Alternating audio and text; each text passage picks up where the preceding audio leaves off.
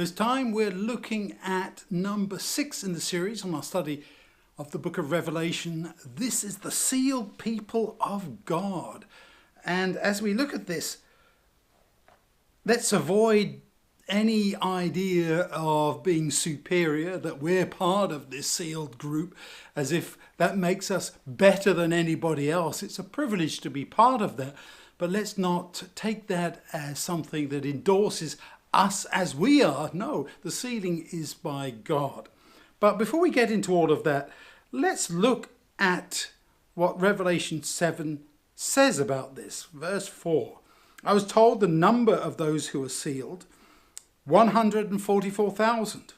Those who were sealed came from every tribe of the children of Israel. And immediately we have a bit of an answer to that age-old question. Well, who are the 144,000? What makes this group up? And the answer is 12,000 from every tribe of Israel. Well, that doesn't really fit with the way that we want to understand it, does it?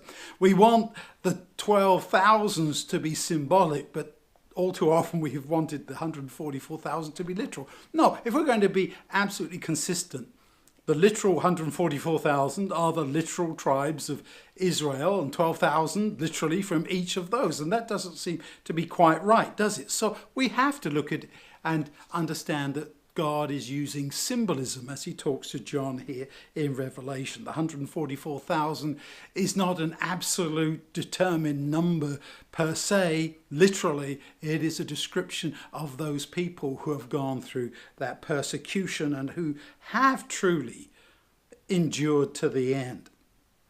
The sealing process, however, has been part of our faith community's history.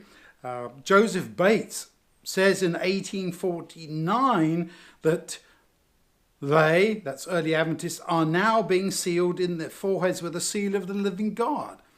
And if we go through those quotes that I've put in the notes for this time, Haskell goes back to 1848, and he's writing in 1914 saying that this is when the sealing time began. A.T. Jones in 1898 has been saying that, says that the sealing of peoples of God is now. Ellen White says the sealing time is very short. She wrote in 1882. And Loughborough, writing retroactively in 1916, says that down to 1894, we believed and taught that the sealing work had been going on since 1848 and that the 144,000 were being sealed. So there's some baggage there, could we put it that way, prophetically speaking. What do we understand that to be, and what does it mean, and what is the sealing? What is the seal of God? And all too often we've simply said, well, it's the Sabbath. Well, that would include all the Jews of all time, including those who killed Christ, the Seventh-day Baptists, and anybody else who kept the seventh day. So we need to go a little deeper than that in our understanding. It's those who keep the commandments of God, and that would include the Sabbath, but have the testimony of Jesus as well. So we need to make sure that this sealing, as we understand it, is deeper than perhaps we've rather simplistically said it in the past.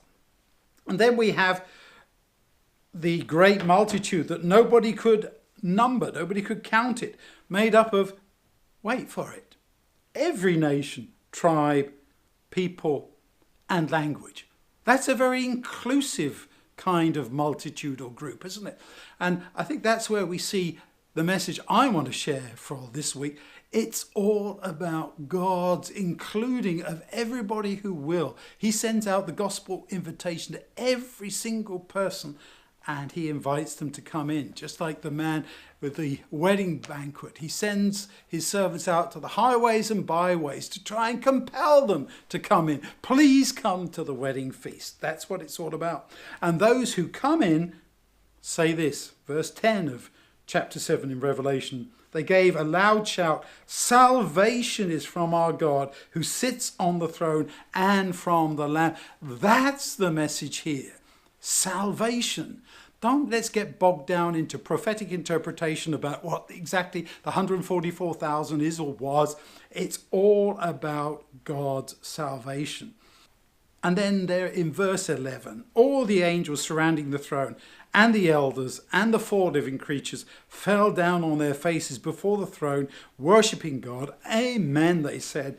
Blessing, glory, wisdom, gratitude, honor, power and strength be to our God forever and ever. Because that's the kind of person he is who saves us. He is worthy to be praised because of the person he is. May you think about these things and let's concentrate on God and not on ourselves.